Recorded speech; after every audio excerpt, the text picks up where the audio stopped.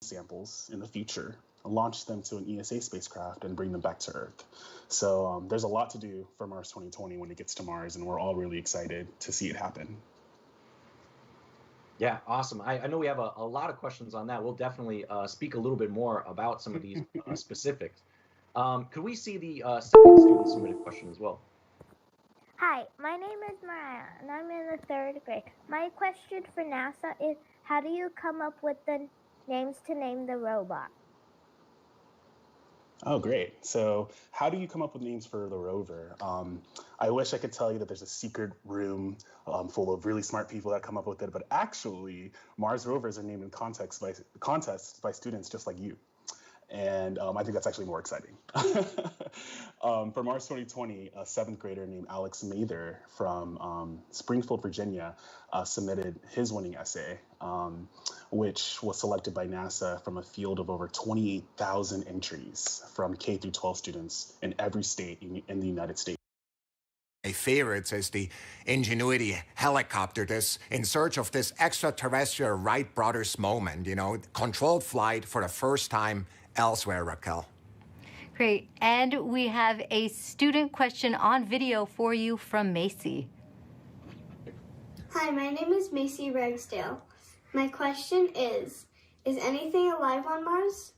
Thank you. Well, Macy, I'm so glad for your question. That's a question I ask myself. Is anything alive there? And frankly, at the surface where we're going right now with Perseverance, we do not believe there's anything alive right there because of the radiation that's there. It's chilling cold and there's really no water there. But guess what?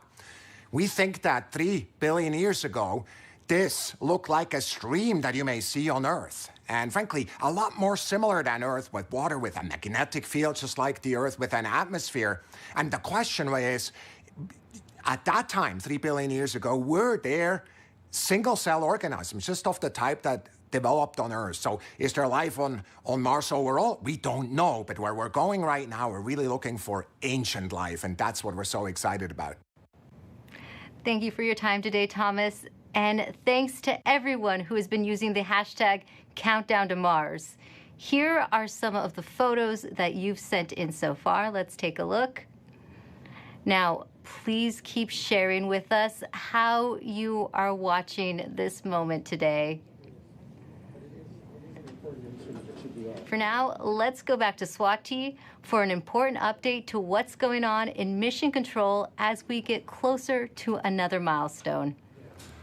Hi, Raquel. This next milestone is a communications pole.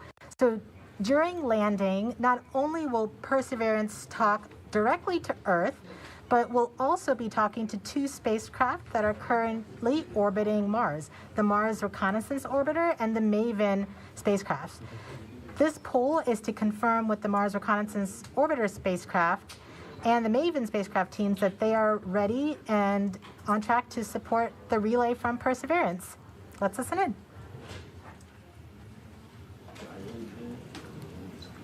Maggie?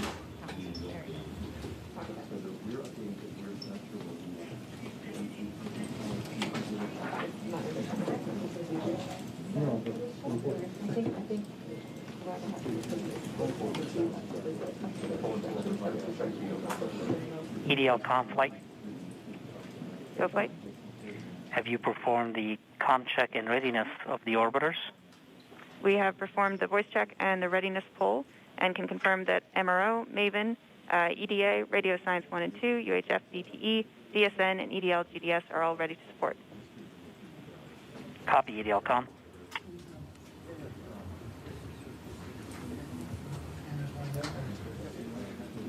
So we've just heard that we have confirmation from each of the different orbiters and all of their support equipment on the ground that they are ready and are on track to support the relay from Perseverance. Great. Thank you, Swati. And we just heard that communications readiness poll, which means we are ready to relay the data Perseverance will send to get a better idea of what the rover looks like as it approaches Mars. We have a NASA program called EYES. The visualization lets anyone watching track Perseverance. Here's how the program works. Follow Perseverance on its journey to the surface of the red planet with eyes on the solar system. From your desktop or mobile device, go to eyes.nasa.gov. Click on the banner, and now you're with Perseverance in real time through every step of EDL, entry, descent, and landing. This interactive experience lets you ride along from whatever perspective you choose. Click and drag, scroll in, scroll out. Check out the descriptions and explanations to increase your EDL expertise. Experience every entry, descent, and landing event precisely designed and executed to land Perseverance safely on Mars. The EYES experience is based on predictive data, but during this broadcast you'll see a different visualization called Ranger, and it's based on the real communication the team in Mission Control receives from Perseverance in near real time. This is the visualization the team will follow as data fills their screens while monitoring the health of Perseverance on its nerve-wracking course to another successful Mars landing. Enjoy the ride.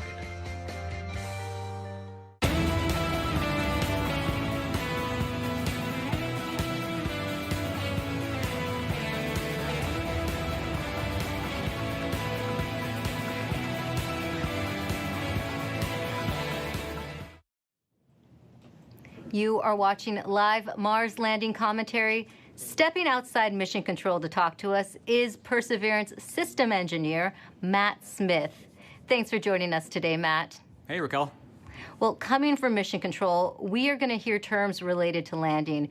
Can you help us understand what some of them mean? Sure, definitely. One thing you'll hear a lot about is telemetry. So telemetry is just our way of talking about data that's coming from the spacecraft and telling us important things like temperatures on the vehicle, pressure, how much fuel we have left, and other things that we need to understand for the health and safety of the vehicle. You'll also hear the word nominal, hopefully. Nominal means everything is expected, everything is okay, we're good to go. You'll hear also a lot about velocity and deceleration. So velocity is just our speed combined with the direction we're going. And deceleration is our slowing velocity. So we're coming in at over 12,000 miles per hour, and we're going to slow down to a nice, comfortable 2 miles per hour at landing, and that's our deceleration. Speaking of landing, you may hear a couple important terms at landing itself.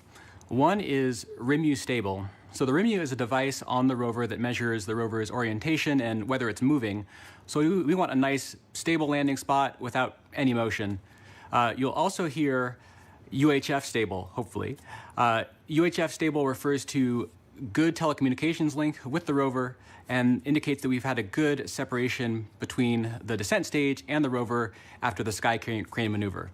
Finally, you may also hear Tango Delta nominal or touchdown nominal. That means we've touched down on the surface of Mars within the expected range of safe landing speeds. Thanks for that breakdown. Now, this is your first Mars mission. What have you learned from this experience? Yeah, one of my takeaways is that you can almost never be too careful when it comes to Mars. You definitely can't take Mars for granted. You know, we've checked and double-checked and triple-checked everything on our way to Mars. And, you know, even though we've done this once before using the sky crane technique on the Curiosity rover, you know, I think everyone's going to have everyone's going to hold their breath until we're on the surface of Mars this time around. And we have a social media question coming in. Nor the Door on Instagram asks, how complicated is the automated landing sequence and who wrote the code? Yeah, it's quite complicated. The automated landing software needs to do literally hundreds of things all on its own, just right with sub-second timing accuracy.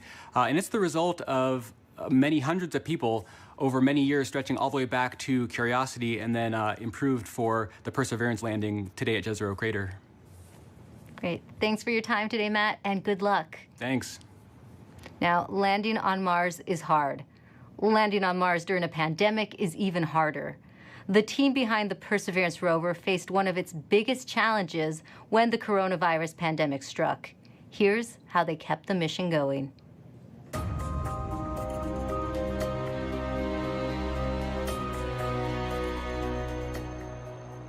When the pandemic struck, the future was certainly unknown. It was like walking into a blind, dark alley. You didn't know what was there, what was in front of you, what you were going to have to deal with. It's something that nobody expected. It's something that nobody could plan for. So we all were asked to start working from home. Rather than your first priority being mission success and getting to the launch pad, your first priority immediately gets displaced, and it's now the safety of the people.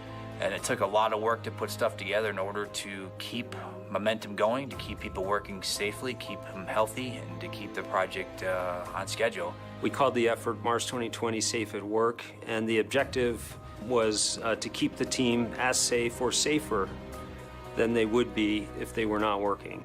You know, putting a spacecraft together that's going to Mars and not making a mistake, it's hard no matter what. Trying to do it during the middle of a pandemic, it's a lot harder. And liftoff.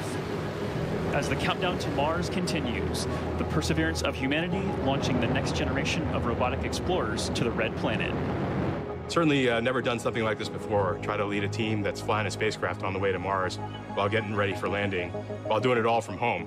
There's no doubt that working in isolation, not virtual isolation, but in physical isolation from everyone else, is a challenge. We had to rethink and redesign what it meant to operate a spacecraft in flight when we couldn't all be in the same room in mission control, seeing the data come down from Perseverance. It was a major change going to that, you know, looking at everyone on a screen instead of in person. Because of the pandemic, you can't just pop over your cubicle wall and talk to the person next to you. It's definitely been a challenge to figure out how to communicate and get everything done remotely, but we've managed to make it work. We are explorers. Our job is to go into the unknown, and this is just another example of the unknown.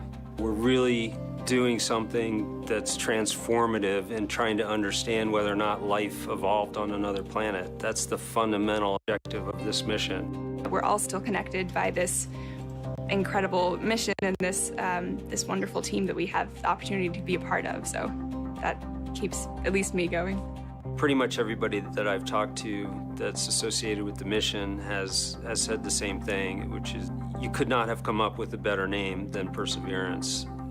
It's an amazing serendipity that we get to persevere through working on Perseverance.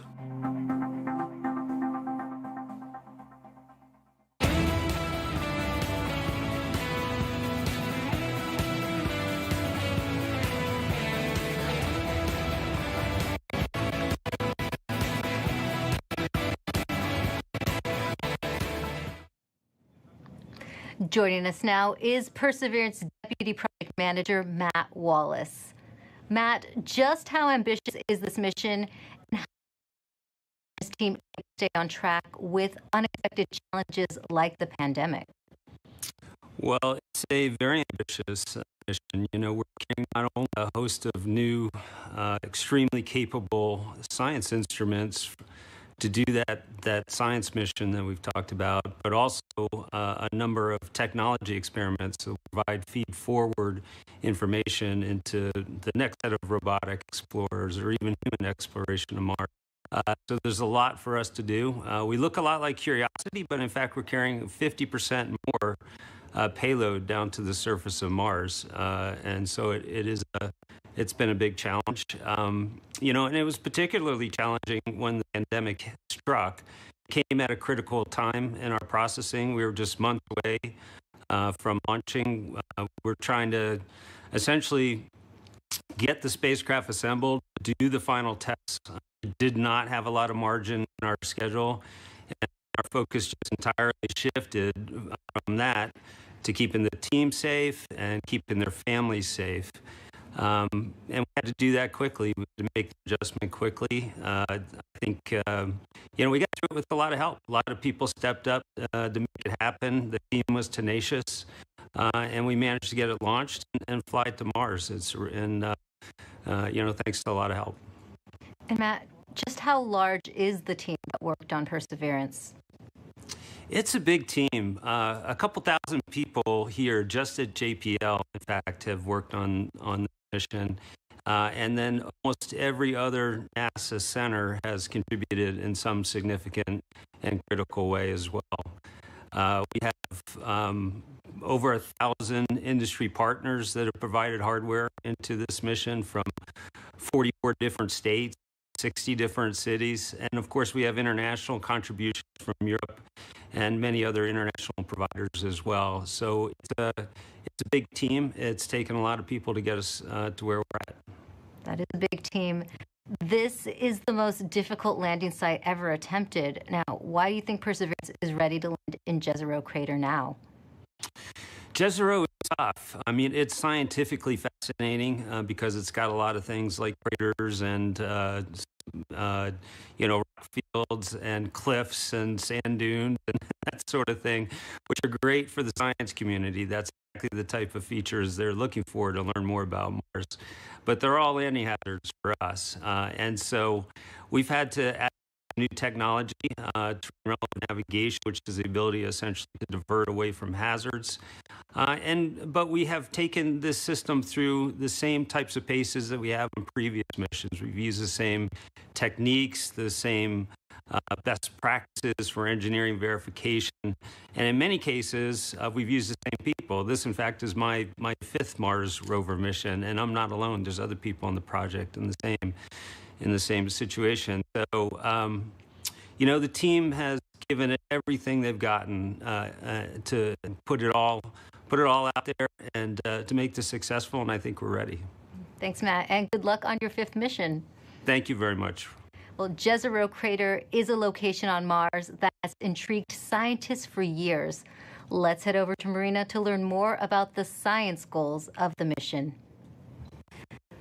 That's right, Raquel. Here to explain why we want to go there is Deputy Project Scientist Katie Stack Morgan. Welcome, Katie. Thanks, Marina. Glad to be here. Now, Perseverance is landing on Mars at the Jezero Crater. Why is it that you and the team chose this particular area? Yeah, so scientists believe Jezero Crater is one of the best places on Mars and possibly the entire solar system to look for signs of ancient life. Jezero contained an ancient lake and has within it one of the best preserved ancient delta deposits on the surface of Mars. And deltas form when a river enters a relatively open body of water, like an impact crater, and deposits the sediment that it's carrying into the lake. And we know based on studies of deltas and lakes here on Earth that they're great places to concentrate and preserve organics and support microbial life. We're also excited because Jezero exposes rocks that are between 3.5 to more than 4 billion years old and represent a variety of different geological processes.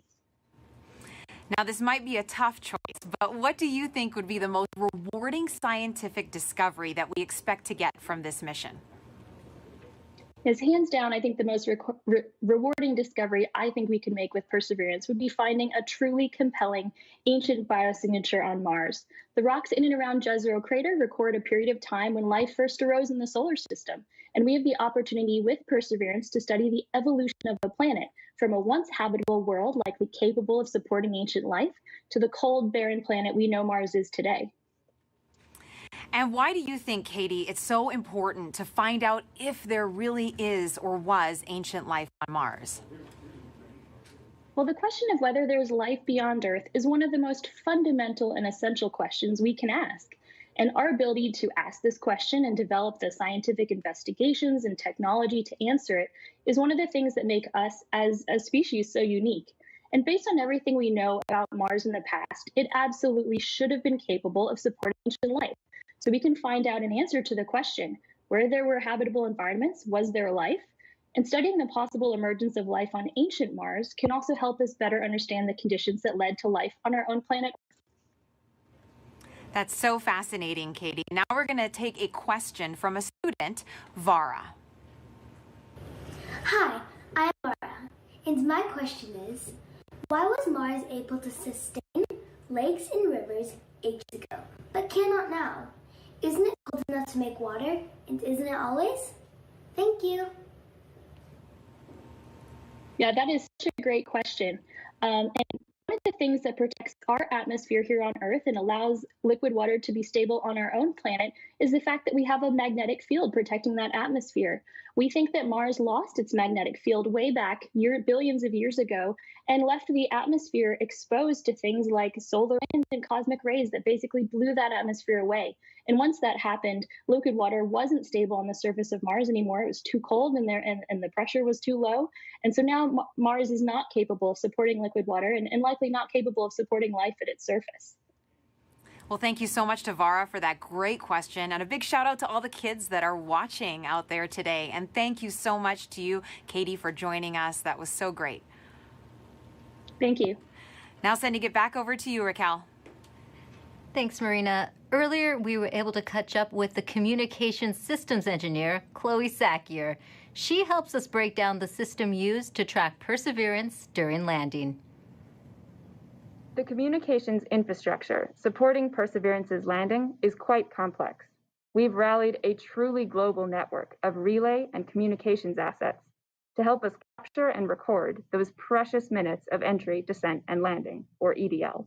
We receive a stream of engineering telemetry via these communication assets that helps us see and understand exactly what's happening. Perseverance sends direct-to-Earth X-band tones, each of which provides us with indications of critical entry, descent, and landing events. During entry, descent, and landing, we have 2 Mars orbiters listening for the ultra-high frequency, or UHF, signals from Perseverance.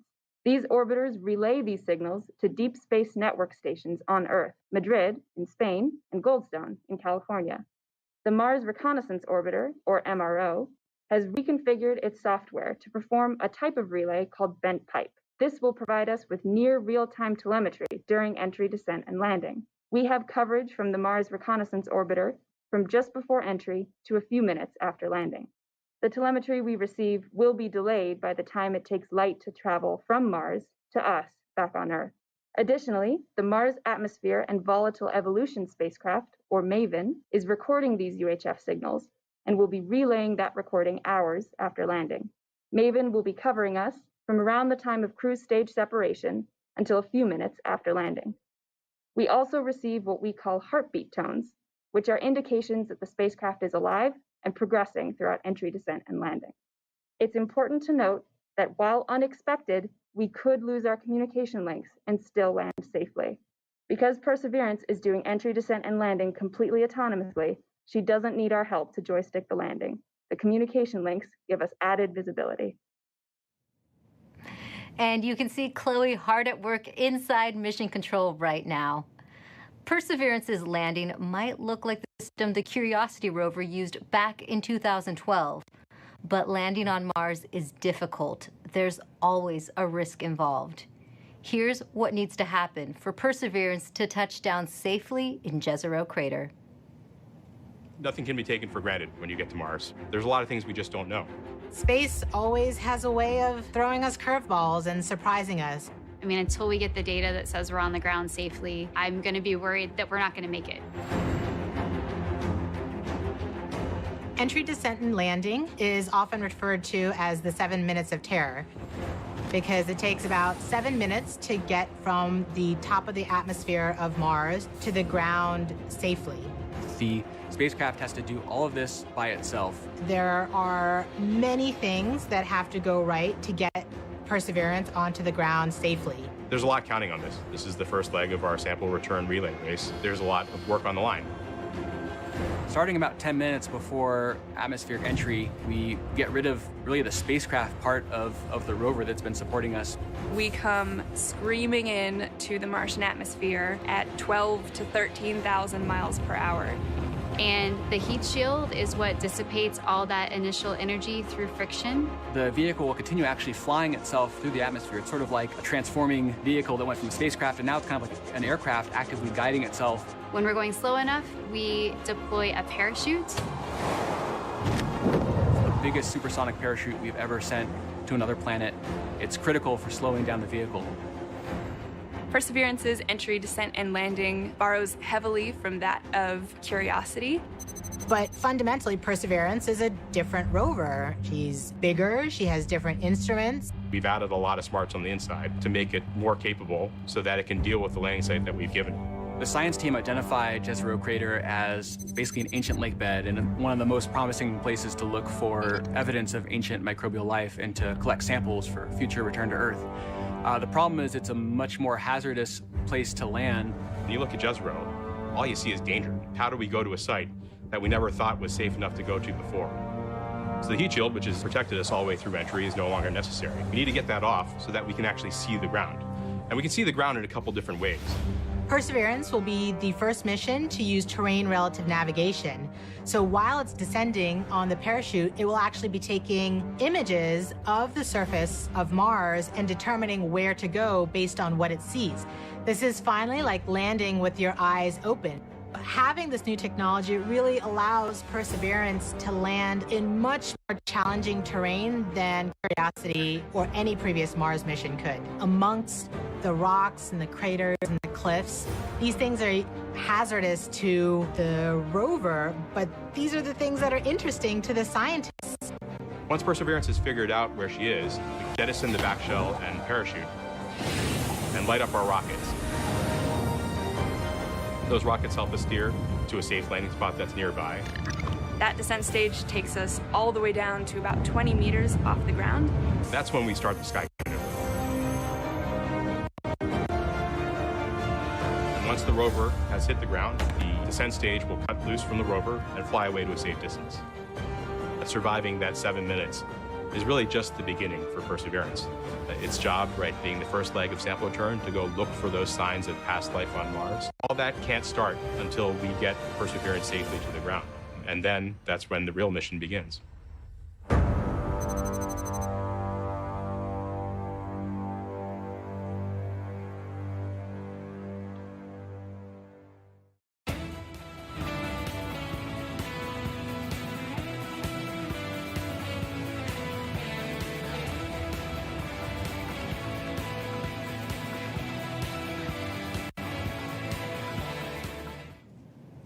With us now is Al Chen. He is Perseverance's entry, descent, and landing lead. Al, you were part of the Curiosity rover landing. Does it get any easier the second time around? It absolutely does not, especially when considering we're trying to land the biggest, heaviest, and most complex rover we've ever built at the most dangerous landing site we've ever attempted. Jezero may look great and promising from a science perspective, but it's absolutely treacherous for landing. There's a cliff wall that's about 200 feet tall that runs right through the middle of the landing site. There are craters full of sand that even if we landed into them, we would not be able to drive out of. And there are rocks to the east and actually all over the place, rock fields. That would be a bad day for us if we were to land on them. Now, Al, what new technology makes this type of dangerous landing possible? Perseverance is carrying two new technologies that are really kind of under the hood smarts that are allowing us to land at this kind of treacherous landing site. The first is range trigger. That's the ability, we've given Perseverance the ability to decide for herself, based on where she is, when to deploy the parachute. Previously, we used to deploy parachutes, that supersonic parachute, based just on navigated velocity. But now Perseverance has the smarts to figure out where she is and deploy that parachute at just the right place to make sure that we shrink where we could come down. That actually reduces the area, that error ellipse, where we can come down on the ground, from something that was on the order of 15 miles long by 12 miles wide for Curiosity to about 5 miles long by 4 miles wide for Perseverance. So that's quite a bit of reduction. Second, the next piece of technology that's helping us land there is terrain relative navigation.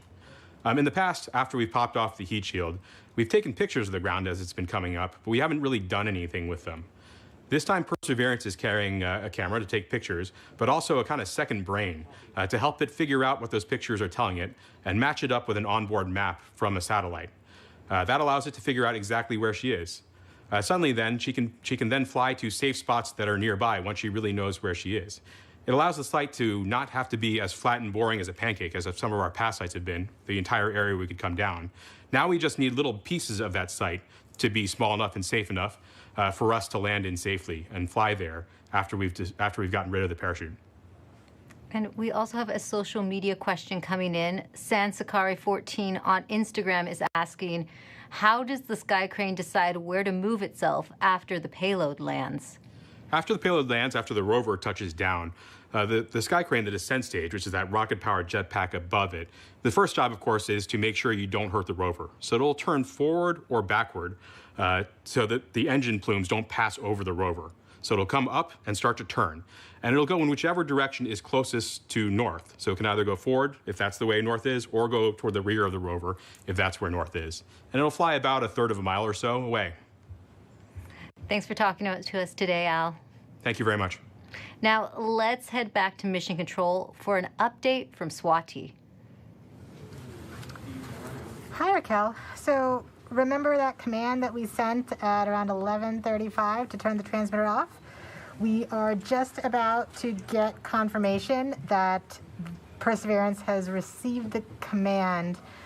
The command took 11 minutes to go to Perseverance, and then the reply took 11 minutes to get back from Perseverance to the ground. So we should hear about any second now that we have officially turned off the transmitter. And after that, we will be about 4 minutes from the start of entry, descent, and landing mode. At this point, we will transition from the cruise approach mode to entry, descent, and landing. And that means our travel from Earth to Mars is done, and now we just need to get to the surface. So far, things are looking good. Great. Oval, this is TAD 3, ready to show estimated miss distance for OD 132. Copy, EDL phase, we'll come back.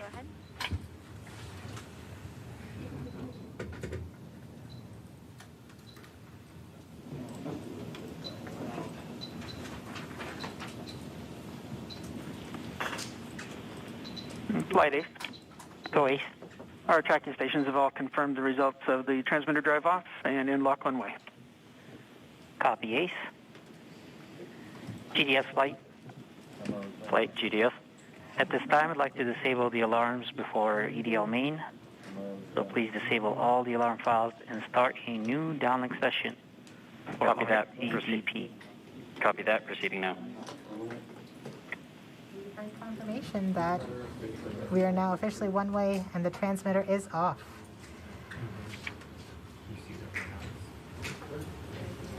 Rover mission has helped shape the other, starting with the landing of the Pathfinder more than 20 years ago, leading up to where we are today with Perseverance. Perseverance Deputy Project Manager Jennifer Trosper has worked on every Mars rover mission, and she joins us now. Jennifer, how does Perseverance fit into the history of exploring Mars? Thanks, Raquel. It's great to be here. Well, Perseverance is NASA's 5th rover on Mars, and I've had the privilege of working on every one of them. And the very first rover was the Sojourner rover we sent in 1997, and it was the size of a microwave oven. And even at that small size, Sojourner was able to transform the way that we explore Mars, from stationary landers to small roving robots that go from place to place, just like a geologist would on Earth. So once we had that roving capability, then we sent our twin rovers Spirit and Opportunity. Spirit and Opportunity were tasked with finding evidence of ancient water on Mars. Now they did. They're great explorers, and both of them found ample evidence that water had once existed on the surface of Mars. But we had a question. Another question then was Mars ever habitable if water had been there? And that's when we sent Curiosity. Now, Curiosity was a major upgrade to our rover fleet. She's the size of a small car. She landed with the Sky Crane system instead of airbags. And she also carries along her own sample analytics lab, and she's still operating today. And during her exploration, she has found evidence of a habitable environment in an ancient lake bed on Mars. So now we're sending Perseverance. Perseverance is tasked with answering the question and looking for evidence of ancient microbial life on Mars. And in order to do this, she has to be the smartest and most capable rover we've ever sent. Speaking of Perseverance, can you tell us more about how Perseverance is smarter than its predecessors? Yes, we've made a lot of upgrades to help her along with the surface mission. One of them is for her autonomous traverse capability. When I say autonomous traverse, I mean we tell her where we want her to end up, and she has to figure out the safe and best way to get there. In order to do that, she uses her cameras, algorithms, a computer. So we've given her another computer, we've upgraded the cameras, and we've upgraded the algorithms. Now she drives 3 times as fast as Curiosity could drive in this autonomous traverse mode. In fact, her average daily distance for driving, about 200 meters, is close to the maximum distance any rover has ever driven in a day on Mars. So she's fast. Another thing that we've done, which is the most significant upgrade that we've made, is the sample caching system itself. Curiosity has a robotic arm, like Perseverance has a robotic arm, but on the end of Perseverance's robotic arm is a coring drill that will go and take rock cores, transfer them into sample tubes and into the rover, where another robotic arm will take those tubes, will seal them and store them, and eventually drop them on the surface of Mars for future return to Earth. Great, and we also have a social media question about Perseverance. Erica AS on Instagram wants to know what the wheels of the rover are made out of. Great question. Well, you may think we make them out of some material you've never heard of. It turns out they're made of aluminum. Now, Perseverance's wheels are a little thicker than Curiosity's, but they're actually both made out of aluminum. And one more question for you. Can you tell us more about the importance of where you are right now in the building? Yes, I am above, on the 2nd floor, above the cruise mission support area that you've been watching. And this is the surface mission support area. So as soon as Perseverance lands, all commands, this room will take over. It will become headquarters for operating Perseverance on Mars. Thanks for taking the time to talk to us today, Jennifer. Thank you. Now, we now know Perseverance's place in history. Let's take an up-close look at the rover with Mars 2020 System Testbed Engineer Elio Morillo. Thank you, Raquel. I'm standing in front of the Mars 2020 Perseverance scaled model. As you can tell, this vehicle is about the size of a Mini Cooper. These wheels are obviously black here and they look like rubber, but they're actually fully made of metal. These wheels are designed to allow us to climb over obstacles and of course climb over hills and minimize the amount of slipping once we're traversing on the surface of Mars. Here in the front of the rover, we have the sample caching system. And of course, at the very front end of this is the robotic arm, which this entire system is arguably the most complex robotic system we've ever sent outside of Earth. Here at the tip of the arm, we have a turret which contains a suite of instruments along with some drills and coring capabilities that will allow us to do contact science once we get to the surface of Mars. Not only that, this robotic system is equipped to collect samples about the size of a piece of chalk that then eventually will be stored inside of the vehicle and dropped off in a later location so that an eventual mission can go and return these samples to Earth, something we've never done in the past. Here in the front, we have the remote sensing mast. Something of note is that this mechanism is going to be stowed upon the touchdown on the surface of Mars. And one of the first critical activities we do is deploy this mechanism. This mechanism includes several cameras that are going to give us some of the most breathtaking images we've ever taken on Mars. Along with that, we have some lasers as well as a spectrometer. They're going to allow us to do some remote science. Here you see some of these extrusions that are part of the larger weather suite of instruments that will allow us to characterize the local climate around Perseverance. So that's a quick tour of the rover, but I got to get back to work. So back to you.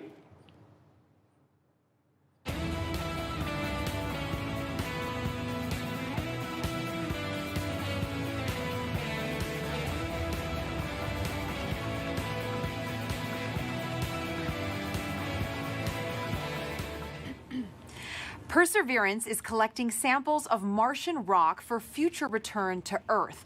We've heard that scientists have been wanting to bring Martian samples back for many generations. And here to talk a little bit about that is NASA's Planetary Science Division Director, Lori Glaze, who joins us now to talk about the role Perseverance will play in NASA's future goals.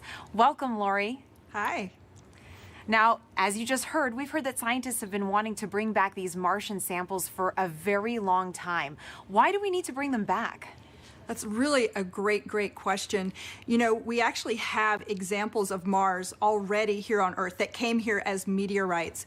But we don't know exactly where they came from on Mars, and then they also have had to make the trip from Mars to Earth, and so they got altered during that time, and then during their entry and descent into the Earth's atmosphere, that also changes what those rocks are like. So being able to go to Mars and actually collect a sample where we know exactly where it came from, and we know we can preserve it and keep it pristine and carry it all the way back here, this will be incredibly important to help us answer questions about the geologic history of Mars, understanding how it formed and evolved, and also really important questions about whether or not life actually existed on Mars 3.5 billion years ago, and whether that life, if it existed, has been preserved in the surface of Mars.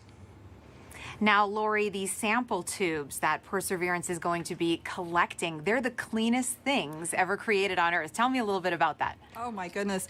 We worked so hard. The team here at JPL is absolutely incredible to assure that those sample tubes are incredibly clean. One of the main goals of this mission is to be able to detect if there's actual life that's preserved, ancient life preserved in those rocks, in those samples. And we definitely don't want to be carrying, our own DNA off to Mars and then bring it back here to confuse our scientists when they're trying to study those samples. So it is an incredibly clean set of equipment that's been sent there. As you said, the cleanest thing we've ever sent into space. Now, this is a very complicated campaign. Can you break down for us how it's going to work and if there's any international partners working with us? You are correct. The Mars Sample Return campaign is incredibly complex. In fact, it's probably the most challenging thing we've ever tried to do. But we're definitely not going to try and do it alone. We have great partners with the European Space Agency. And the way this campaign is going to work, well, Perseverance is the first step. Chapter 1 is going to Mars and collecting the samples. Chapter 2 is going to be a sample return lander that we hope to launch in around 2026 to 2028. And that lander, it'll be an American lander carrying a fetch rover that's provided by European Space Agency. And that little fetch rover will drive out and pick up the samples that Perseverance left on the surface of Mars. And the fetch rover will bring them back and load them into a rocket that we call the Mars Ascent Vehicle, which will be the first ever launch from another planet. And it will launch those samples into orbit around Mars. In the meantime, European Space Agency will have an orbiter that's in orbit around Mars that can rendezvous and capture those samples and then bring them back to Earth for us to study back here in our amazing laboratories. A lot of firsts, it sounds like, Lori. And another first, how is Perseverance and the Mars Sample Return mission going to help the future exploration, human exploration of Mars?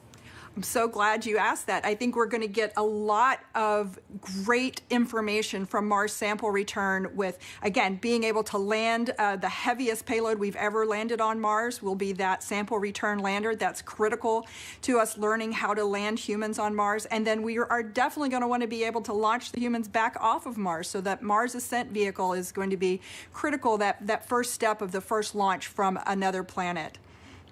So exciting, Lori. And speaking about the Mars generation, we're now going to take a student question for you from Livia. Hi, my name is Livia, and my question is, what made you want to study Mars, and why are you working so hard and willing to wait so long for a sample? Thank you. Oh, Olivia, that is such a great question. And I enjoy Mars just because it can tell us so much about how our solar system formed and evolved. All of the planets can tell us different parts of that story, and Mars is a really key piece of that. And one of the main reasons we're willing to wait so long to get the sample back is that we've got great new scientists that are all about your age, and in about 10 or 15 or 20 years, you'll be the generation that's going to actually get to work with these samples. When they come back, you'll be the scientists and engineers that will be the next generation to change how we think about Mars and how we think about life in the solar system. That was a great question, Lori. Reach for the stars, future little scientists and engineers. Thank you so much for joining us here today, Lori. It's my pleasure. Thanks. Back to you, Raquel, for another mission update. Thanks, Marina. The cruise team for Perseverance controls the rover on its way to Mars. And moments ago, they handed it over to the landing team. And it looks like team leaders in Mission Control are about to talk to both teams. So let's listen in. The CBM change, as I mentioned previously, is to the EDL reserve two-way non-coherent route. Activity. Copy flight. EDL phase, go ahead. Like to pep talk, I guess, to the team.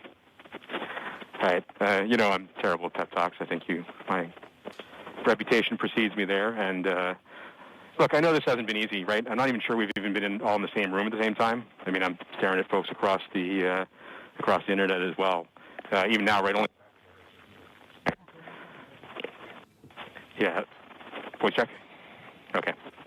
I do want to just extend my heartfelt appreciation from the EDL team to the launch cruise team.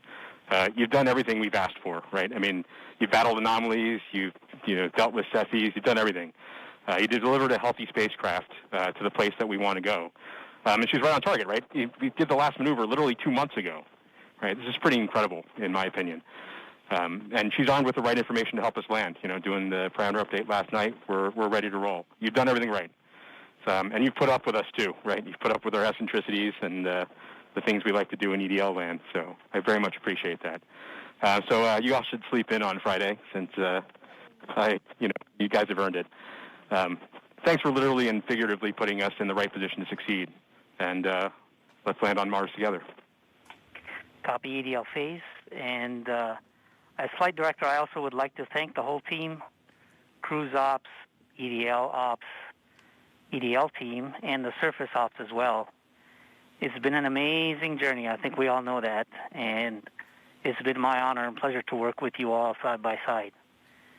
And your tireless efforts and endurance in the face of our challenges has been truly, truly inspiring. So kudos to you. Mission, would you like to say something? Yeah, just echoing the same words that Al and Magdi have mentioned. You guys have overcome great obstacles in the last 6.5 months, and it started with an earthquake in this room on launch day at L-20 minutes. So I can't be more proud than all of the achievements that you guys have pulled off in the last 6.5 months. Whatever happens in the next hour and a half, you can be proud of the achievements that you've accomplished so far. I look forward to seeing you on the other side, and I only wish that the rest of our team could be sharing this moment with us. This is a very unusual event. This room is only half as full as it would be if we weren't in this pandemic. So missing everybody on the team who's not with us here today. And go EDL. Welcome to the EDL family.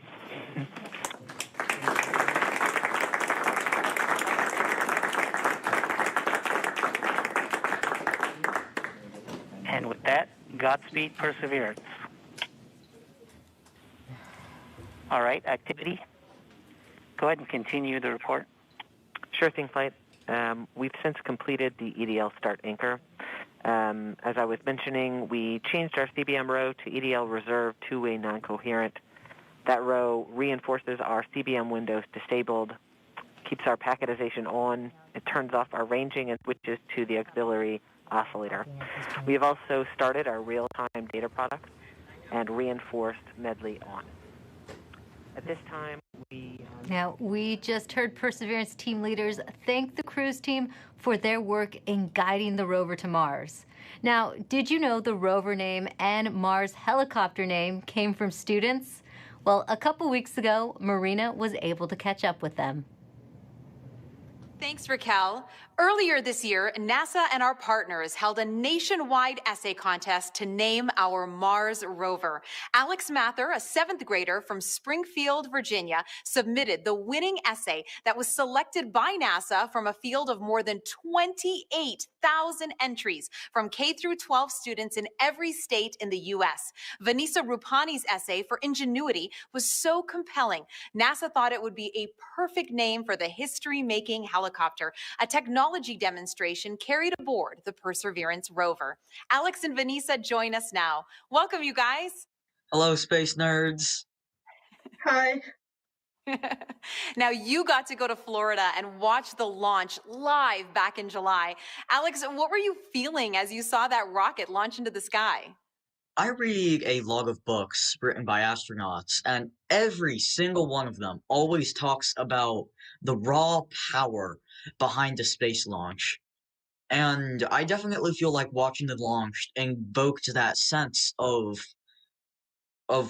inspiration mixed with anticipation, along with that rumble in my chest. That's very inspirational, and I'm sure that you have had many conversations with your classmates since this all began. Now, what kind of questions have they asked you? I got some people asking me about what this helicopter is, what this rover is, what are they actually going to do. So I love that this whole experience sparked a greater interest in the mission in my community. Why do you think it's so important for kids to be inspired by space exploration? Because space is the future, and kids are the future. Learning about space and watching the story of humanity spread to the stars happen is watching the future happen and seeing history unfold. The best way to keep our home safe and protect our planet is to learn from the worlds around it. So I think it's really important for the next generation of scientists to be engaged in that type of exploration to make our home the best place it can be.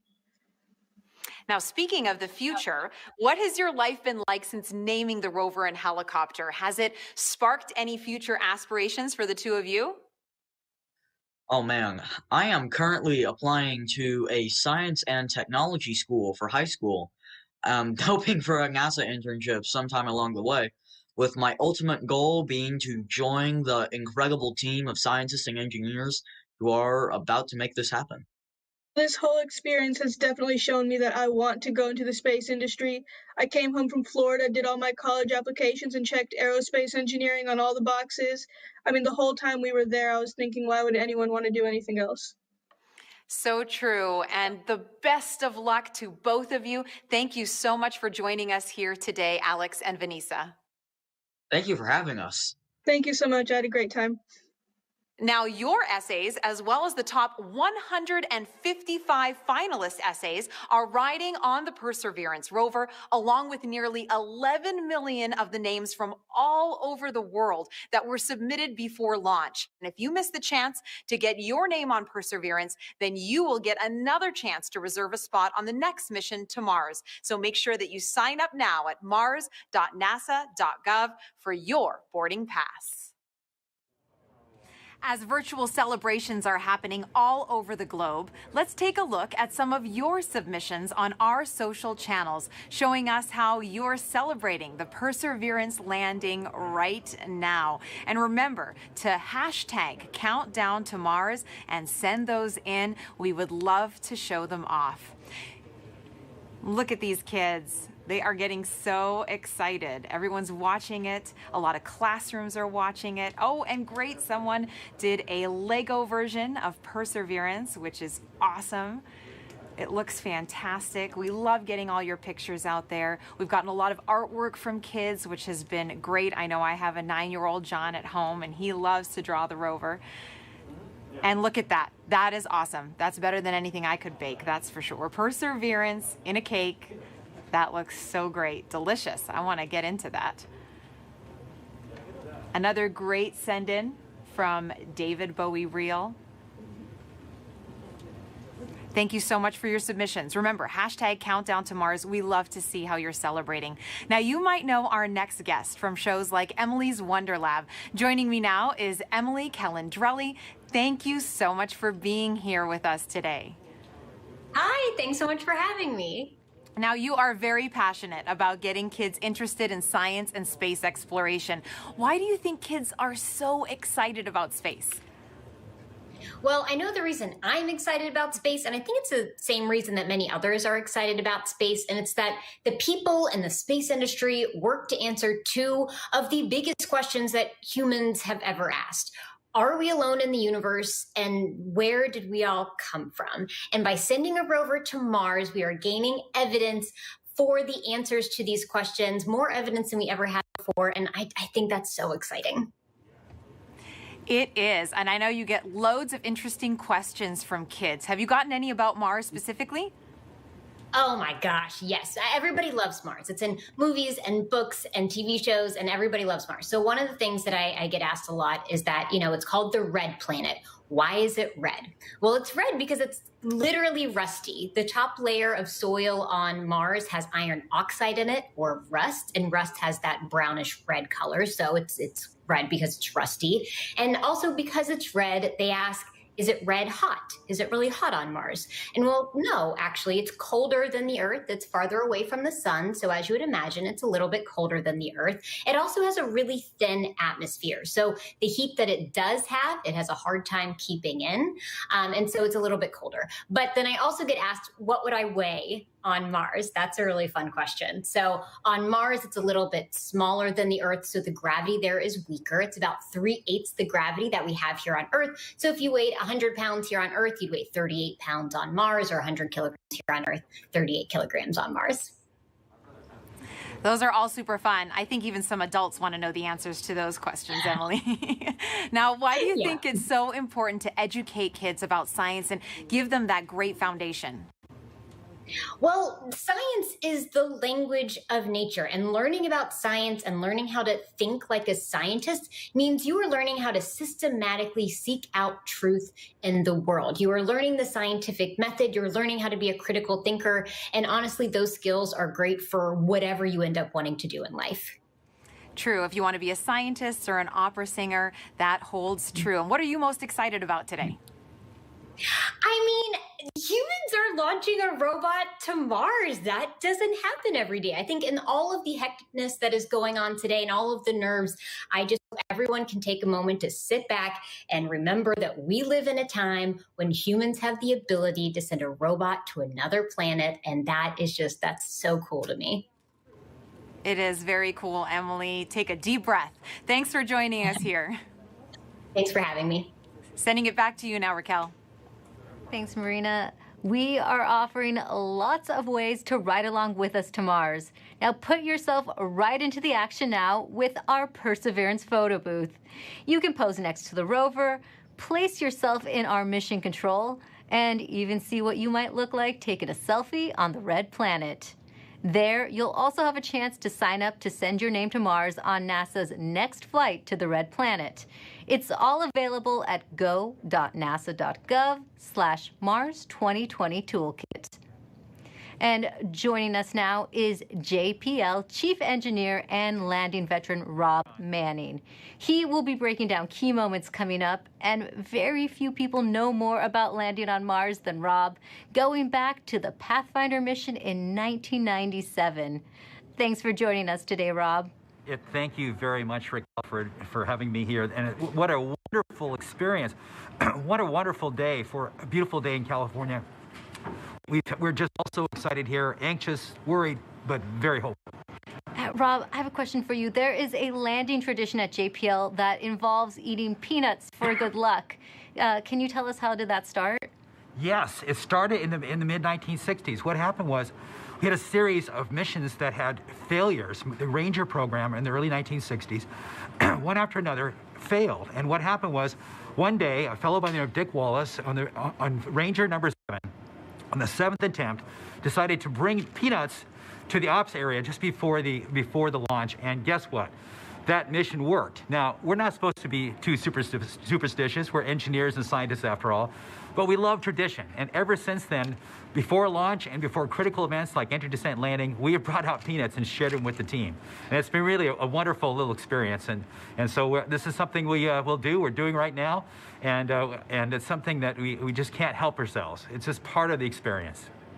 Well, speaking of the experience, how did the Perseverance team keep the tradition alive this year? Well, this year we're passed out little packets of peanuts to the team, and they can sneak one peanut in their mouth as part of to keep the tradition alive. But you know, this is part of the COVID experience, but we can't leave this one undone. So this is what we're doing, and this is going to help us land safely. All right, thanks, Rob. I have some questions for you a little later on, but we're heading back to Swati Mohan, who is part of the landing team. She'll be calling out key milestone and events as they happen from Mission Control. So let's listen in right now. So right now we're still about 20 minutes from entry, and the EDL phase is giving a last-minute confirmation of what will be happening in the upcoming changes to the vehicle, just to remind the team. And this will allow us to steer our trajectory as we make our way through the atmosphere. This is one of the things that allowed MSL, the Curiosity rover, to land where it did. And we're depending on the same type of entry guidance this time around to help get us very close to our target. As we make our way through entry, finish our guided entry profile, we'll do a maneuver called heading alignment, where we point toward the target and get ready to deploy the parachute. But before we deploy the parachute, we need to get rid of a set of balanced masses that have been giving us a center of gravity, or CG offset, throughout the guided entry phase. So these are called the entry balance masses. We also call this maneuver SUFR, S-U-F-R, or straighten up and fly right. So we'll go ahead and eject those masses when we get a trigger from the GNC system telling us that we're at the appropriate range to the target to do so. As soon as we deploy those, we will no longer have a CG offset, and we'll be ready to deploy the parachute 17 seconds later.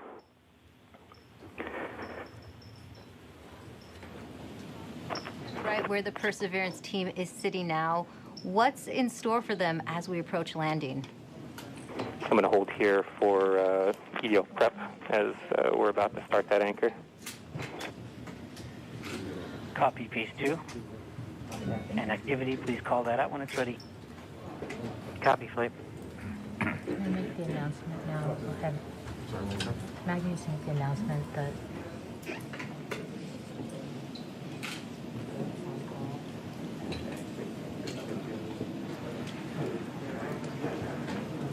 All right. Now, Rob, you've been right where the Perseverance team is sitting now. What's in store for them as we approach landing? Well, this is the nail-biting time. Fortunately, we still have ones and zeros coming, but very soon, as we approach cruise stage separation, the transmitter on this rover we've been using all the way to get to Mars is going to be turned off. So we will lose our ability to see ones and zeros. But the good thing is, once the cruise stage is gone, there's another radio that will continue transmitting a tone, so that like a flashlight, that will allow us to at least see that the vehicle is still on, and that color of that flashlight tells us a little bit what state the rover's in. But soon after that, it won't be very long before we'll be able to hear more ones and zeros coming from the spacecraft. So this is a really exciting time, and it's just important to remind people there's a lot that can go wrong in a day like today.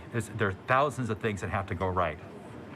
Yeah, we had success in the past landing on Mars. You'd think it gets easier, but it really doesn't. Why is it still so difficult? Well, because it's involved thousands and thousands of things, hundreds of thousands of lines of code. There's 79 pyrotechnic devices. Each have to work perfectly. One critical wire short, or one key thing mechanism that doesn't work or breaks, and it's mission over. And so it's, and it's very easy. We're human beings. We're not perfect. Mistakes can be made. We count on each other to find our own mistakes, and we work very hard to learn from the mistakes of the past. We've had many failures. Remind people, roughly around half of the missions to Mars over history have failed. And so that could happen today too. Even though we've had a nice, wonderful string of successes in the United States, it's still still a bit of a gamble that we have hoped that we have erred in the side of luck, and we've stacked the deck and loaded the dice to make this thing succeed. But if we do fail, and something bad happens today, I can tell you we're going to learn it. We'll have the data that tell us what happened. We'll know why. We'll figure it out, and if we are allowed, we will pick ourselves up and get us back on the horse. And if Congress and NASA allow, we will try again. As we always do, we will learn from our mistakes. And what are the possible scenarios we could be looking at today? Well, there's things like one of the key stressful elements for all of us is parachute inflation. But just even separating from the cruise stage is a pretty major event. Lots of devices have to work properly. Certainly, the heat shield separation, getting the descent engine started. There's no less than 16 rocket motors that have to work. 8 to control during entry, another 8 to control it during landing. I said it's a lot of stuff, and it all has to work. And guess what? We haven't done this before with this vehicle ever. This is its first attempt to actually land. We can't try this on Earth. We can't do. We don't have test pilots to try it out on this planet before the big show. So this vehicle is doing it for the first time. We've done the best testing we could do in bits and pieces, but it's as best as we could do. But I think our team is up to it. This team is the best. It's a diverse, intelligent, amazing group of people. People from all over the world who worked on this, not just here in California, but all over NASA, contributors from aerospace, universities, countries around the world. It is just an incredible, remarkable engineering achievement, and I am just so proud of this team. Thanks, Rob. Now, let's listen back into Mission Control. Flight, we're about 14 minutes from entry interface. The vehicle is currently preparing the heat rejection system that has kept the thermal system cool inside the air shell for about the last 6 months. This will allow the spacecraft to more easily cut the line in upcoming cruise stage separation, which is under 4 minutes now.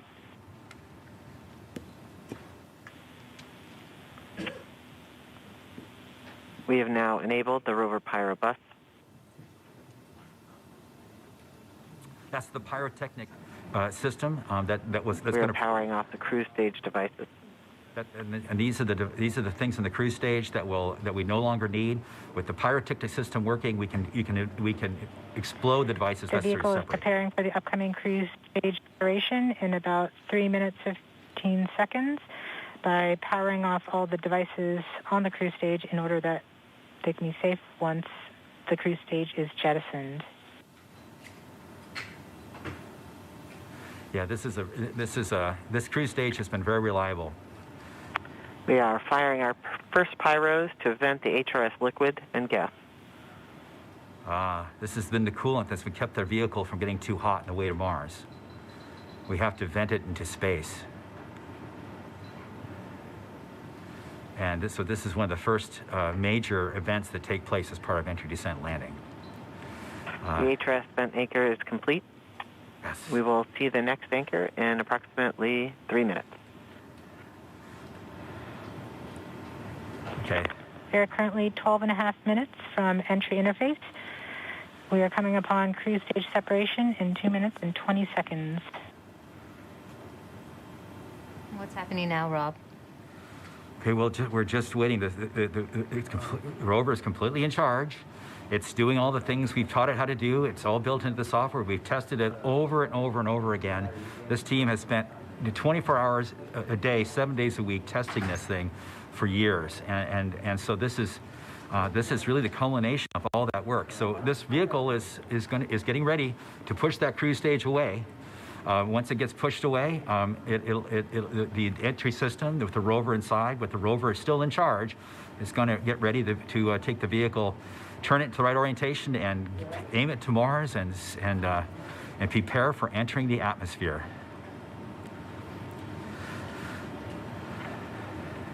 This won't be long.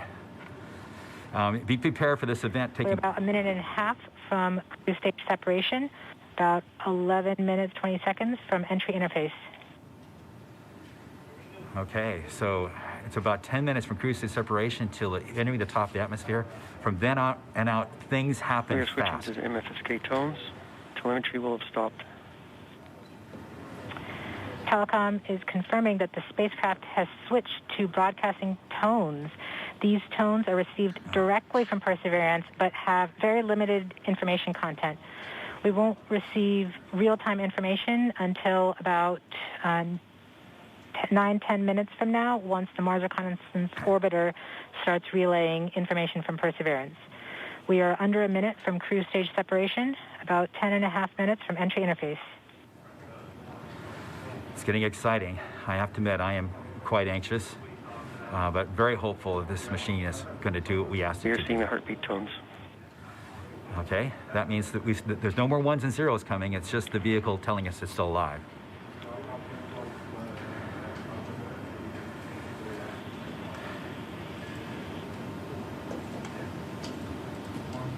We're continuing to receive tones from Perseverance, standing by for cruise stage separation.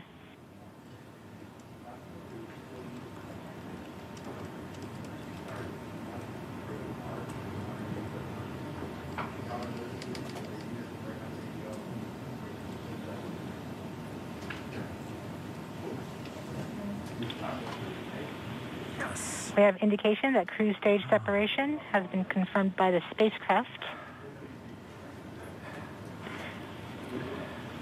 We're off on a good start. In about 1 minute, Perseverance's landing software will wake up and begin the final preparations for entry. The first action it will do is to fire warm-up pulses with its entry thrusters. These pulses ensure that the spacecraft gets the thrust that it wants during entry interface. We're about 9 minutes from entry interface.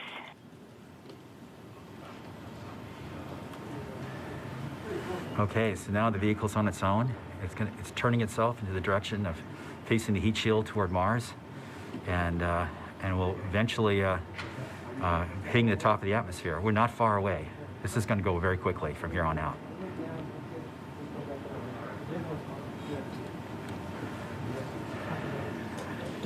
I have confirmation that we got shadowed by the cruise stage as it passed through our beam to the Earth. Telecom indicated actually that we could see a signal that the cruise stage went between the Perseverance entry capsule and Earth. So we saw a little blip, the data stream indicating the cruise stage separation. We have confirmation that the vehicle has started warming up those entry thrusters. Warm-up pulses have begun.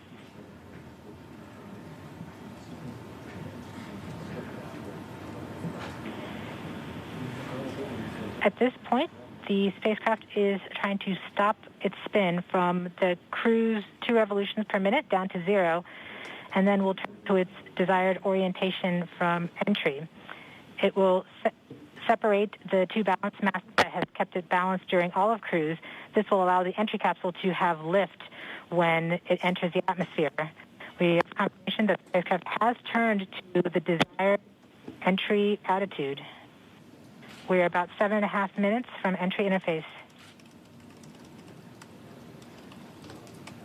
Okay, the vehicle is pointed in the right direction. The thrusters are warmed up and doing their job. And now we've spun down from the 2 revolutions per minute that the vehicle had the whole way to Mars. It was a spin-stabilized spacecraft. And then from here on out, it's going to just be a bullet, and it's going to control its orientation and attitude via rockets on the back of the back shell. Points carrier lock. The DTE from Radio Science from Green Bank reports carrier lock. They see the carrier on the downlink.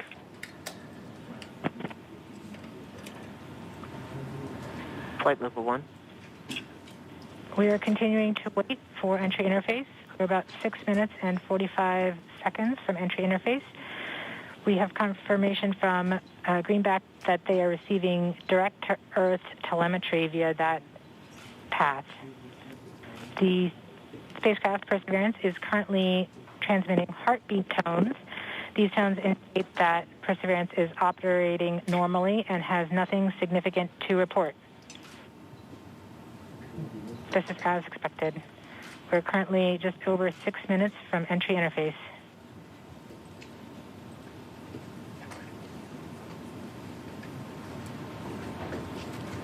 Okay, and now we wait.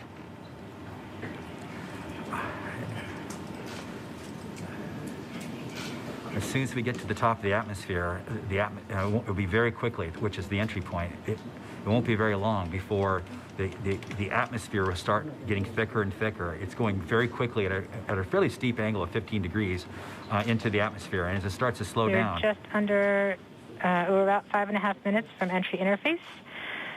We're still receiving heartbeat tones. We expect to continue receiving heartbeat tones until about 5 minutes after entry. At that time, Perseverance will be no longer in view of our antennas here on Earth. About 90 seconds prior to entry, the Mars Reconnaissance Orbiter should begin receiving telemetry from Perseverance and streaming it to Earth in near real time. There are a few expected short outages, such as when we have a plasma blackout or when we enter the peak heating phase. Aside from these outages caused by the plasma blackout, antenna switching, or high dynamic events, spacecraft events, we should have telemetry until about 90 seconds after landing. A plasma blackout is when the signal from Perseverance isn't strong enough to make it through the superheated, super fast air flowing around the spacecraft all the way down to Earth. Once the temperature drops below that peak heating, we do reacquire the signal from Perseverance. We are currently about 4.5 minutes from entry interface. Perseverance continues to report heartbeat tones, indicating everything is nominal. Okay, what we're looking for now is Mars Reconnaissance Orbiter should be in view soon of our vehicle and be able to listen to ones and zeros coming from a separate radio that's really designed to talk between spacecraft. MRO reports the electro radio is powered on, ready to receive signals from the lander. Okay, MRO is ready and able and waiting for to hear from our rover. Mars Reconnaissance Orbiter has reported that it's ready to receive the signals from Perseverance. It should be in a few minutes here. We're just Flight Local 1 from entry interface.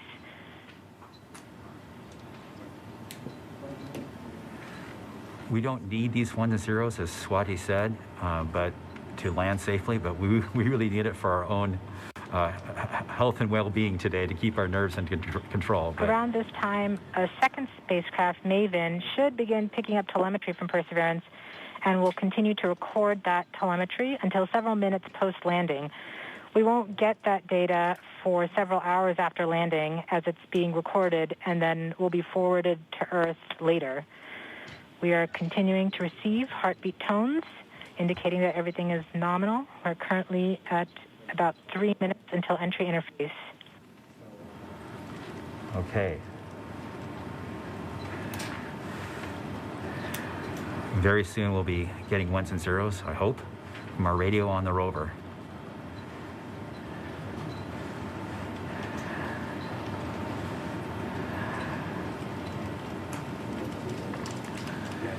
The entry interface is nothing more than just an arbitrary place in the sky that we've defined to be above the atmosphere. But from that point on, there's definitely atmosphere, and above it there isn't. We are 2 minutes from entry interface. Perseverance is to transmit heartbeat tones, indicating everything is nominal. So the tones can tell us whether something's bad or not is happening. So far the heartbeat is doing well. So the vehicle thinks it's in good shape to land, which is a great sign.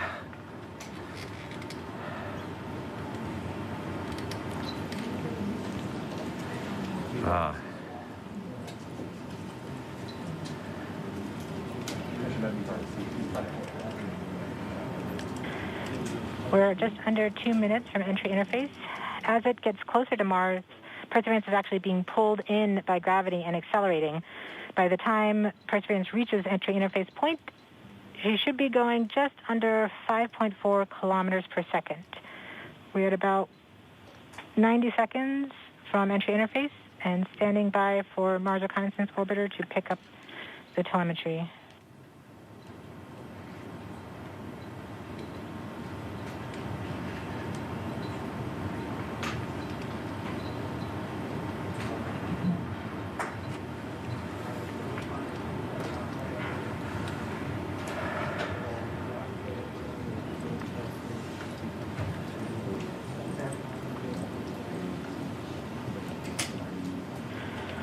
We are 1 minute from entry interface.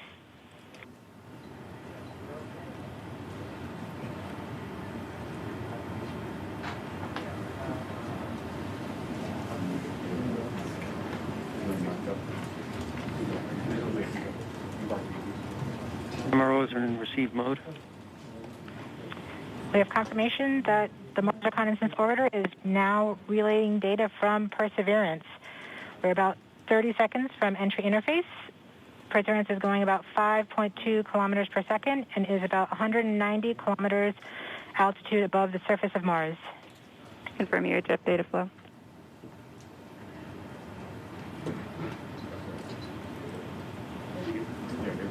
About seconds from entry interface. 5.3 kilometers per second and an altitude of about 150 kilometers from the surface of Mars.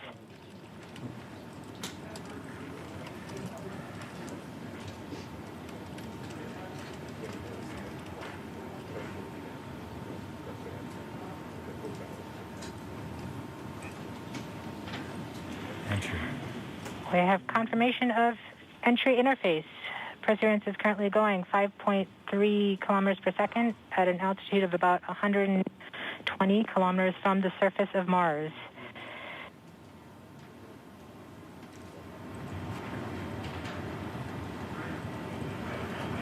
The spacecraft is now waiting until it begins feeling the atmosphere of Mars to slow it down.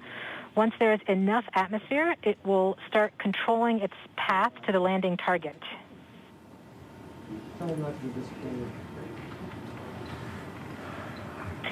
Navigation is also confirming that we can see a little bit of that slowdown of the atmosphere on the Perseverance entry capsule. Our current velocity is about 5.36 kilometers per second and an altitude of about 67 kilometers from the surface. We are probably seeing MRO plasma blackout at this point.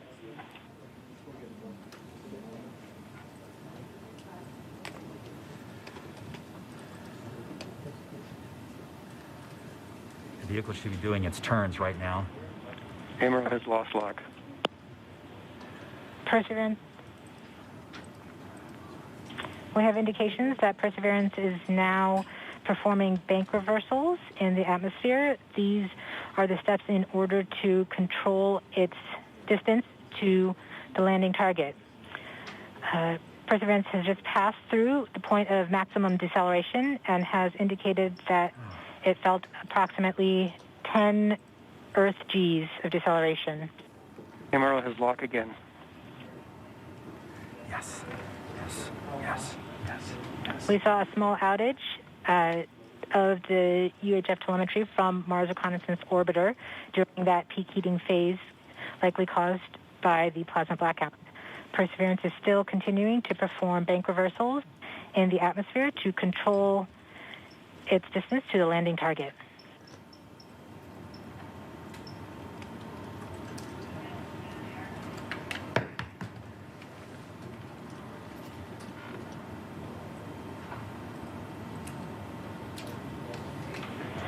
Perseverance is going about 1 kilometers per second at an altitude of about 16 kilometers from the surface of Mars.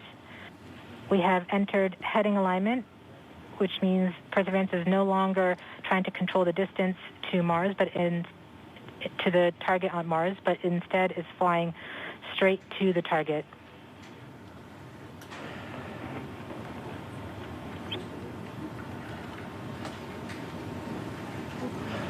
Parachute.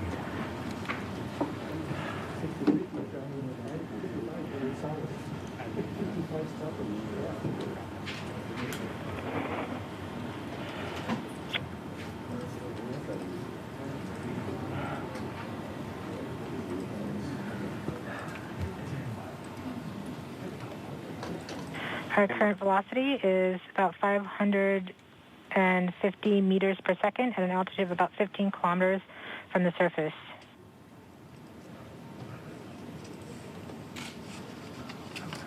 MRO is reporting good telemetry log. We are coming upon the We are starting the straighten up and fly right maneuver, where the spacecraft will jettison the entry balance masses in preparation for parachute deploy and to roll over to give the radar a better look at the ground. Yes, yes, yes. The navigation has confirmed that the parachute has deployed, and we are seeing significant deceleration in the velocity. Our current velocity is 440 meters per second at an altitude of about 12 kilometers from the surface of Mars.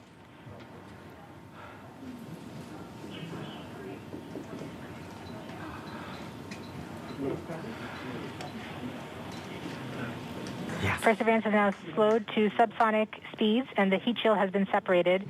This allows both the radar and the cameras to get their first look at the surface. Current velocity is 145 meters per second at an altitude of about 9.5 kilometers above the surface.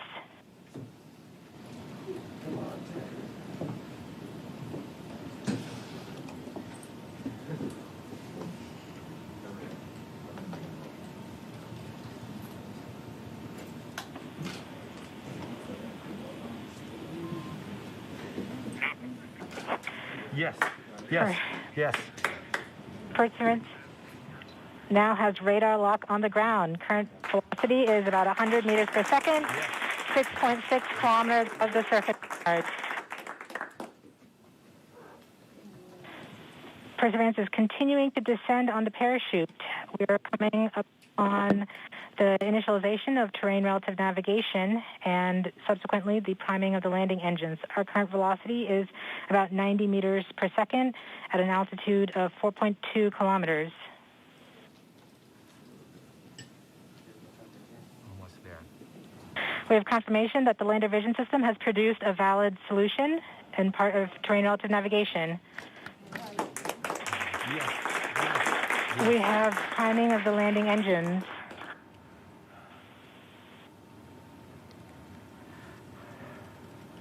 Current velocity is 83 meters per second at about 2.6 kilometers from the surface of Mars.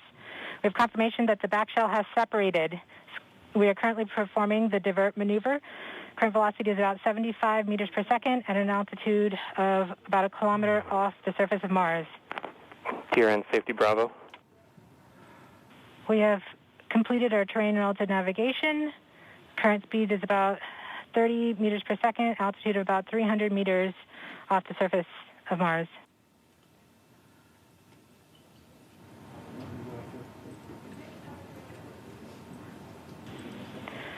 We have started our constant velocity accordion, which means we are conducting the sky crane, about to conduct the sky crane maneuver. We've lost direct-to-Earth tones. As expected. As expected. Sky crane maneuver has started. About 20 meters off the surface.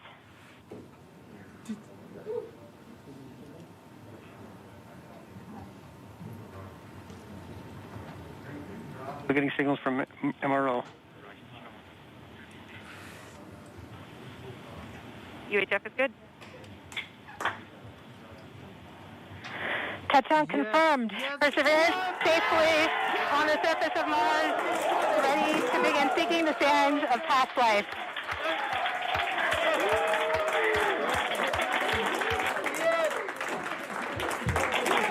At this point, the descent stage has flown away to safe distance. Perseverance is continuing to transmit direct through Mars Reconnaissance Orbiter to Earth.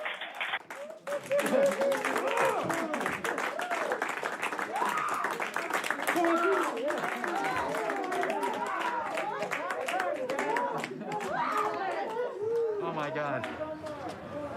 Oh. Oh. MRO reports they're still getting telemetry from the lander. All right, all stations. We got it. Touchdown confirmed. We're going to wait for the images. Wow. This is so exciting. The team is beside themselves. It's so surreal. Stay tuned. We might get some pictures. That'd be great.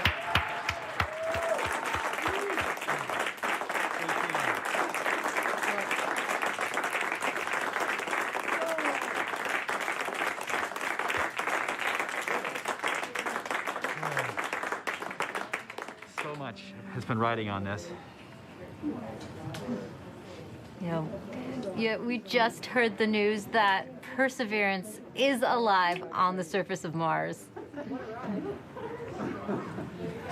It's not the Flight, we have seen the completion of EDL 3000. Copy activity. That is as expected.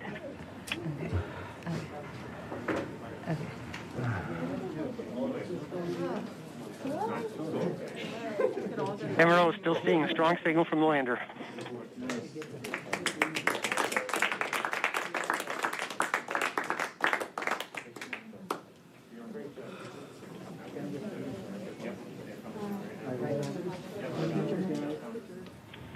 We have just heard the news that Perseverance is alive on the surface of Mars.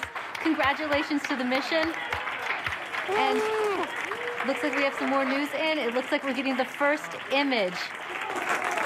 Here, take a look at the first image. Flight, this is OL3. I have the target point on the map when you are ready. We are ready, OL3. Go for it. Wow.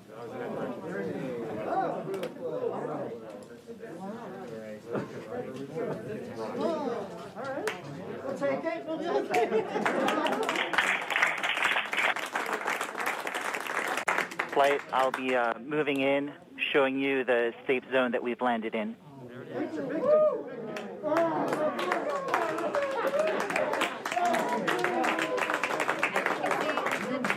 Just put the first image from Perseverance on the surface of Mars. Now, it comes from the engineering cameras, known as the Hazard camera. This camera is mainly used to help the rover drive safely around Mars, and we will get higher resolution photos later in the day. Look at that, right? You get the safe. Wow. Let's see our engine. Nice. This is amazing. Here's Andrew.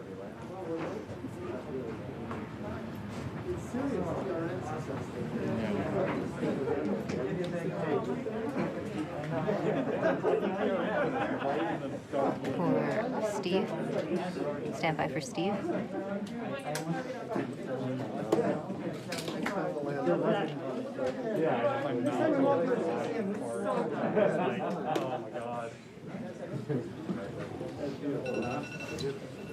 You did it. You did it. You did. You led the team. You made it happen, man. Congratulations,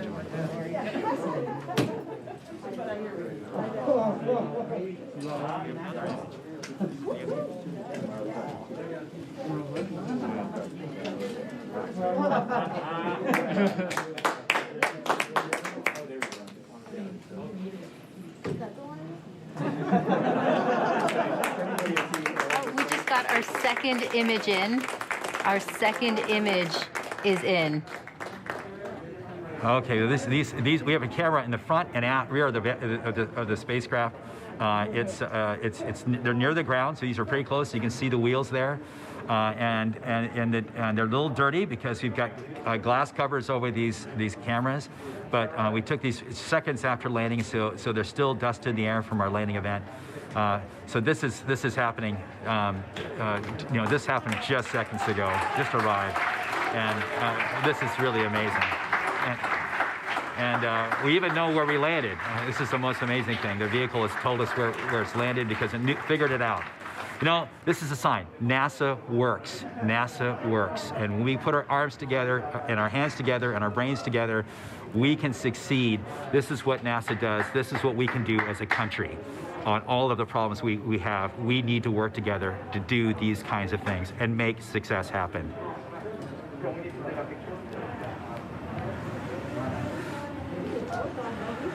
Yeah.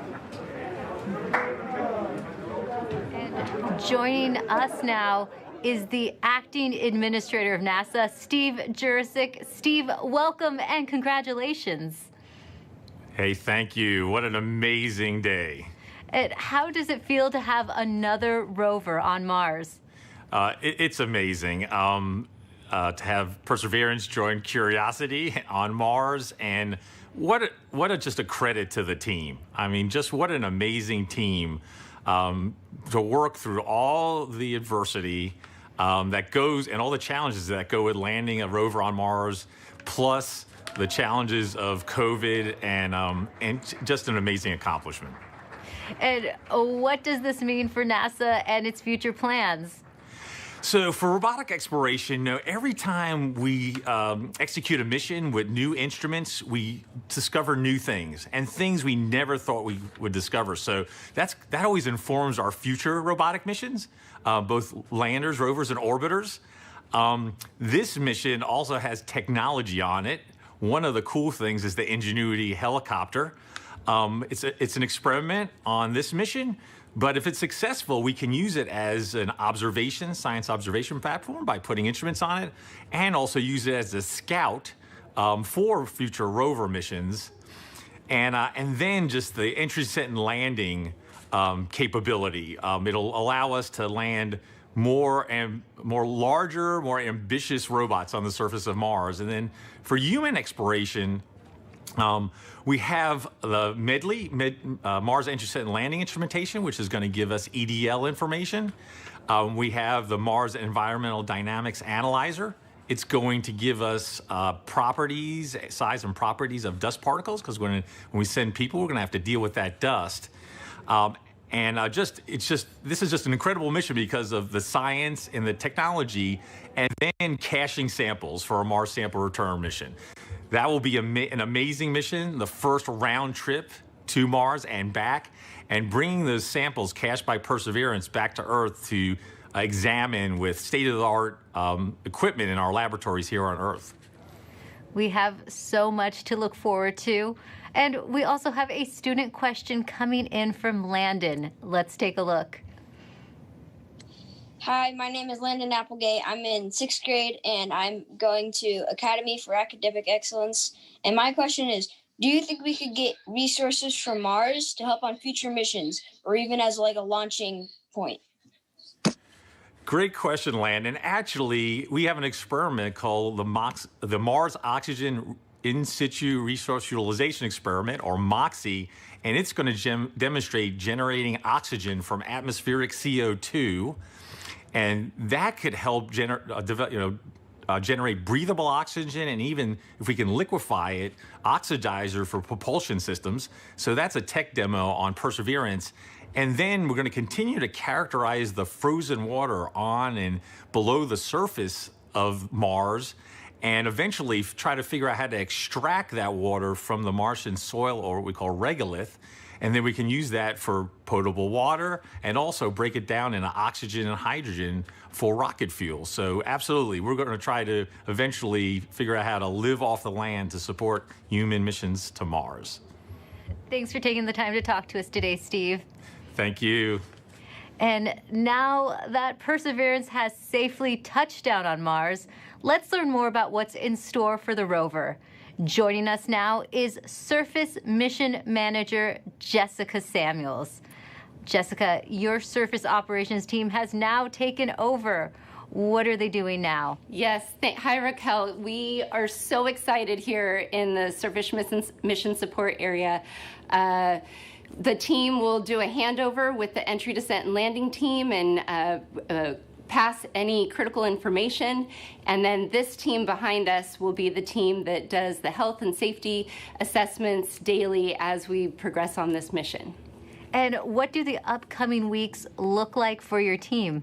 So as we enter Mars time now, the commanding team will be working overnight while the rover is asleep so that we can perform the initial checkouts of our key rover functions and our science instruments.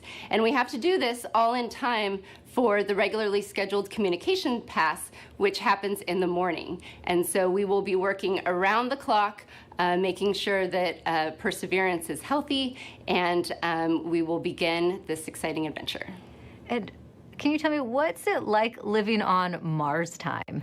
It's a little bit like constantly, flying and changing your time zone. The rover On Earth, the rover wakes up at the same time every day, but on Earth, that's 40 minutes later. So the team is going to be shifting our work schedule by 40 minutes as we come into work over the next few weeks. So it'll be exciting and some late nights, but we're also excited and we can't wait. It's a whole new lifestyle. Yes. We also have a student question for you. This is Sophia's video. Hi, my name is Sofia Lopez, and my question for NASA is, how's Perseverance gonna survive? And here's a drawing that I made from Perseverance thinking about Earth. Thank you. Well, Sophia, Perseverance survives with a power source that charges its batteries overnight while it sleeps, and it keeps heaters on so that all of our critical electronics can stay warm, as well as our mechanism. But it's really survived by the team that performs the health and safety assessments every day and communicates with the rover and makes sure that she's doing okay.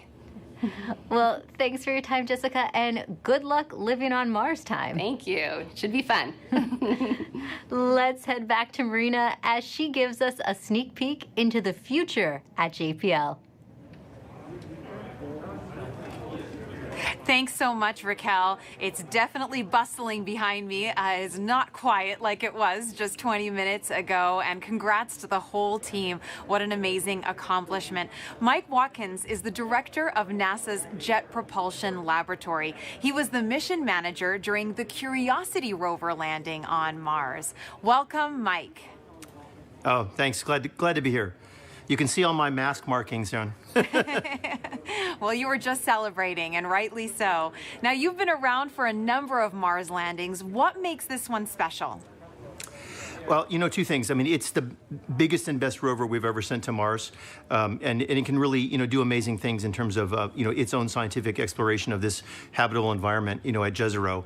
But, it's also, as you've heard today, it's the first step in Mars sample return. So really, it's not only doing its own mission, it's setting us up for a series of missions and to bring those samples back.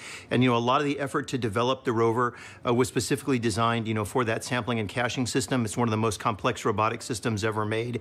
And having it down safely means Mars sample return continues right on course, and we are moving forward.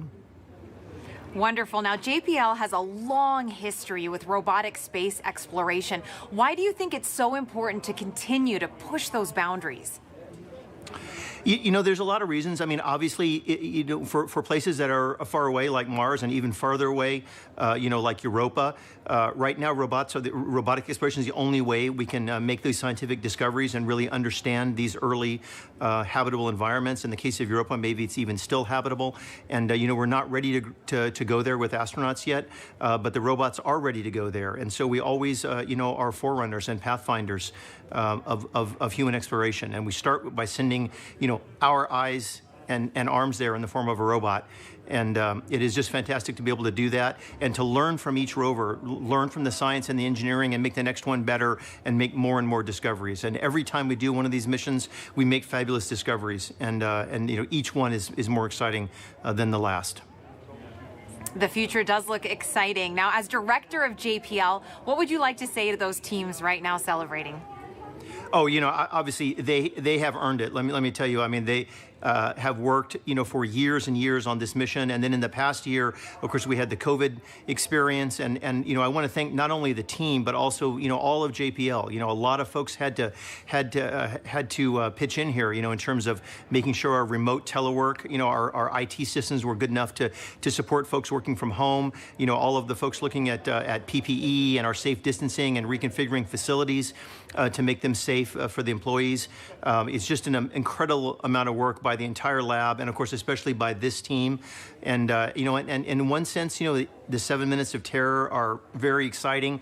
But on the other hand, the mission's just started, right? We built the mission, not to land, but actually to drive and get the samples and do other technology, demonstrations. And so, for much of the team, this part of the mission's over. But for most of the team, the mission's really just starting. And so, I think they're very excited. But everybody, I think, can take a deep breath and a sigh of relief now that we are safely down on the surface. Yes, that collective sigh of relief, and I hear a lot of excitement and celebration behind me as well. So thanks so much for joining me, Mike. It's my pleasure, and thanks to everyone for joining us, too. Congrats again to the Mars 2020 Perseverance team for a successful landing. Back to you, Raquel. Now, there will be a flight test coming up for the Ingenuity Mars helicopter, and if this technology experiment is successful, it would mark the first time we have taken a power-controlled flight on another planet. Sometimes you have to do something just to show that you can do it. When the Wright brothers flew for the first time, they flew an experimental aircraft. And in the same way, the Mars helicopter is designed to show that we can fly powered helicopter flight in the Martian atmosphere.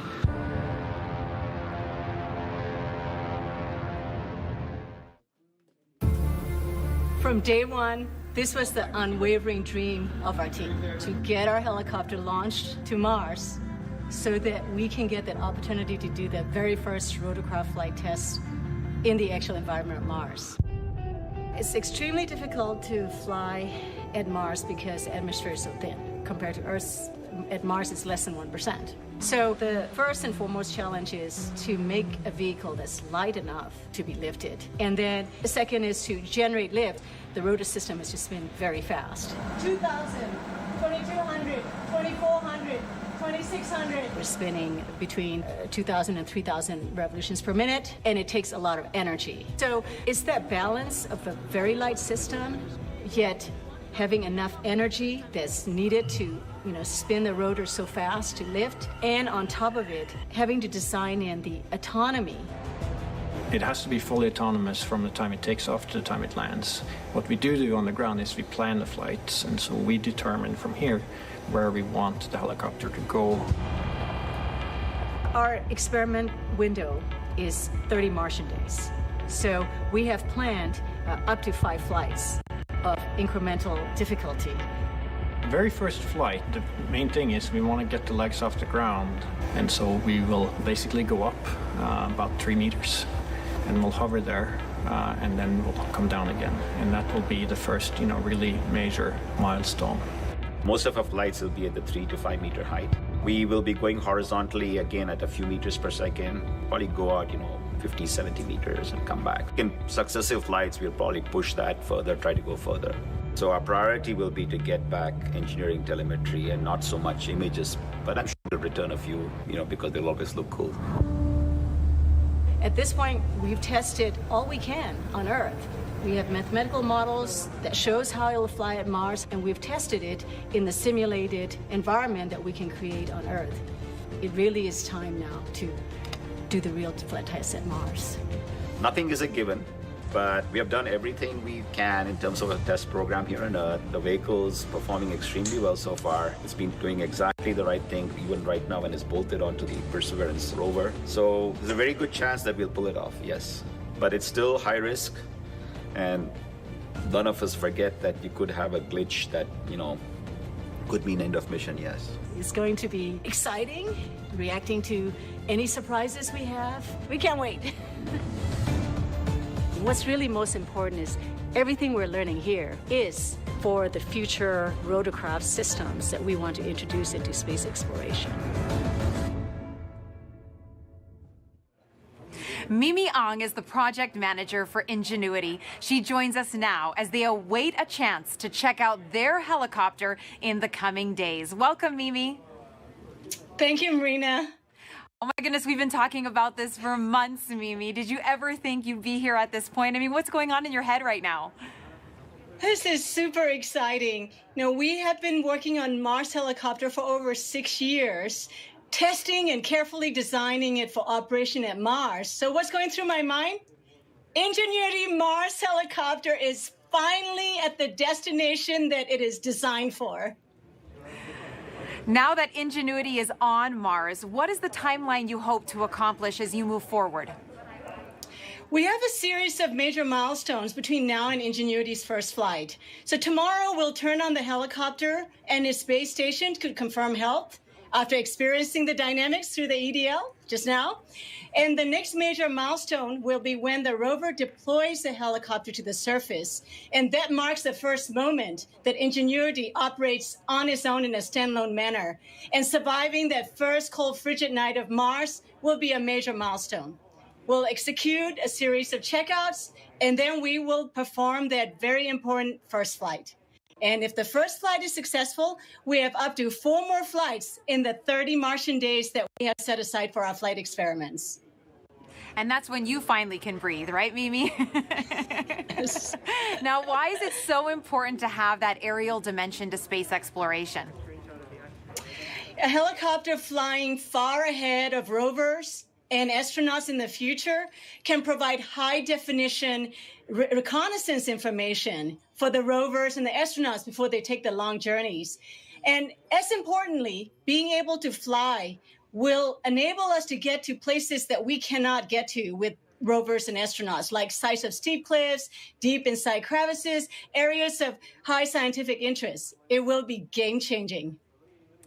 Game-changing is right, and we've talked about this a lot. You've mentioned the risk is huge, Mimi, but the reward is high. What will be your greatest reward? You know, our team started with the question of whether a helicopter can fly at Mars, given the extremely thin environment.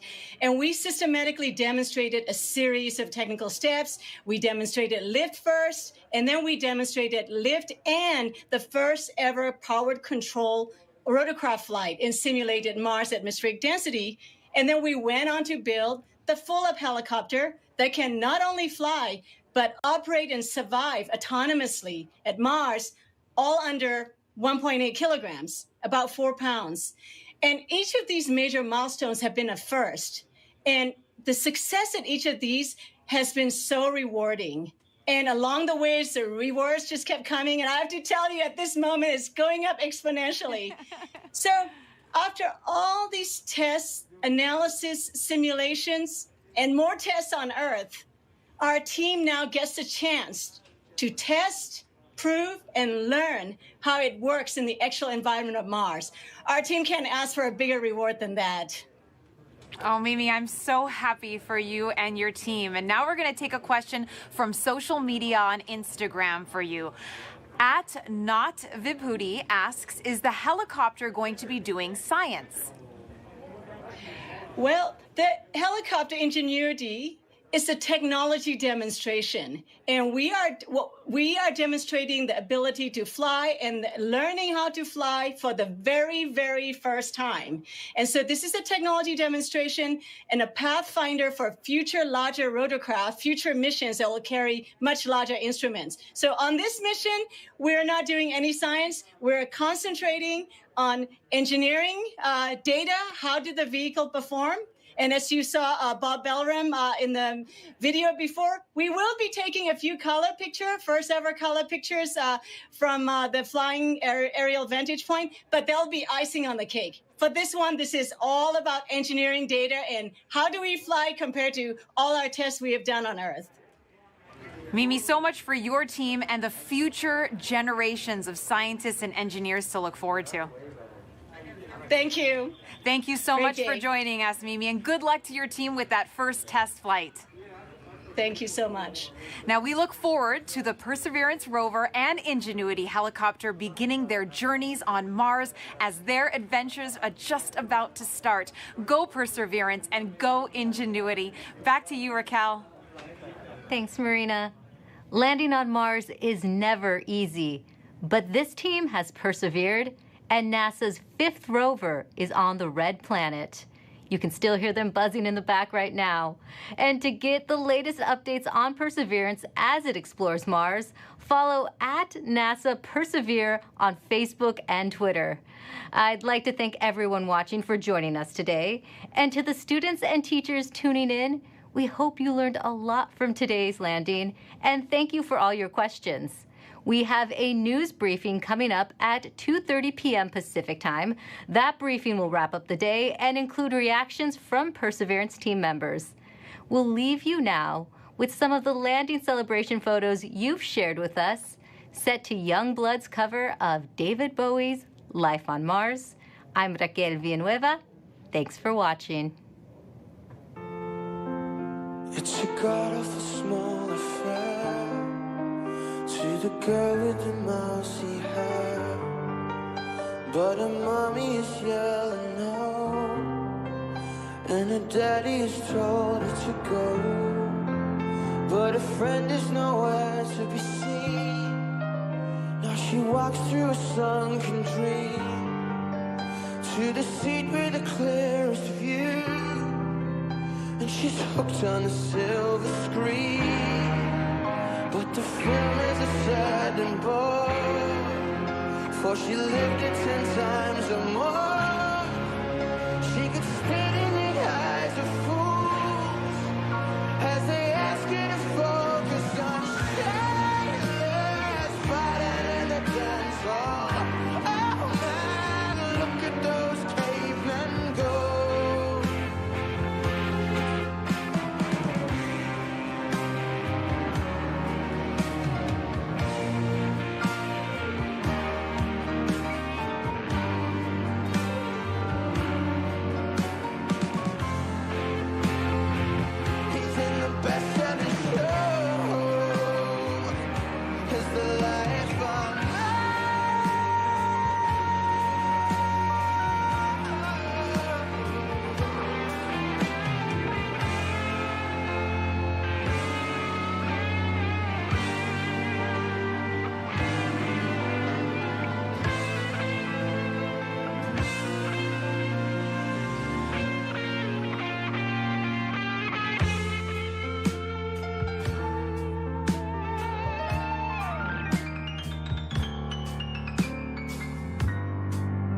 Now the workers are struck for fame, 'cause Lennon's on sale again, for the mice in their million holes, from Ibiza to the Norfolk ports.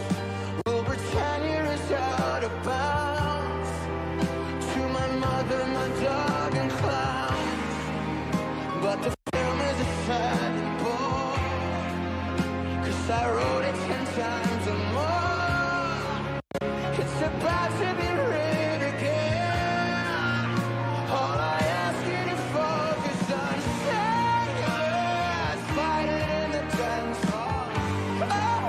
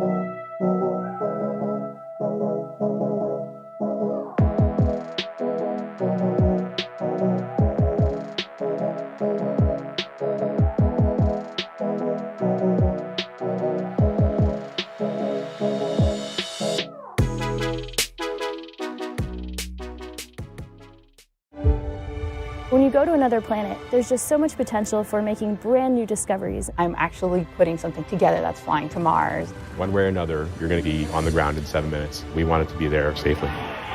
My name is Heather Bottom, and I'm helping prepare the spacecraft that will fly our next Mars rover to the Martian surface. My name is Diana Trujillo, and I work with robotic arms to collect samples on Mars. I'm Al Chen, and I lead the landing team for Mars 2020. My name is Michelle Tommy Colizzi. My name is Mujige Stricker. My name is Eric Agudon. My name is Katie Stack Morgan, and I'm helping